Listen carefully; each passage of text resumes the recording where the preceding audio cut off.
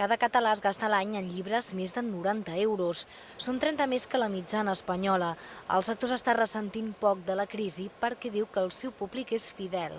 La facturació ha caigut només un 3%, però reconeixen que la temporada s'està salvant gràcies a noms propis, com el de Paul Auster o Carlos Ruiz Zafón. Porque tenemos un año un poco atípico.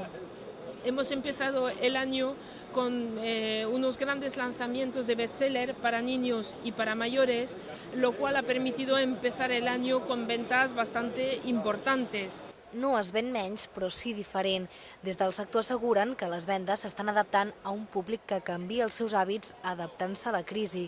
Les guies de viatges s'estan canviant per continguts més casolans, com els llibres de receptes. La gent surt menys, es queda més a casa, busca coses per disfrutar dintre de casa, llavors cada un tria dintre el tema que més li agrada. Suposo que tampoc pot anar tant als restaurants, la cuina és una cosa que està de moda, llavors suposo que la volen fer a casa, totes les manualitats per treballar amb els fills, el bricolatge, per fer-se moltes coses que potser es compraven. A Barcelona hi ha 2 llibreries per cada 10.000 habitants, però a les ciutats veïnes la ràtio baixa fins a la mitja llibreria.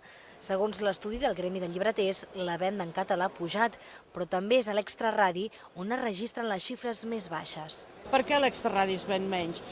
Doncs les llibreries no en tenen tant. Per què? Perquè no es ven. Això és la roda.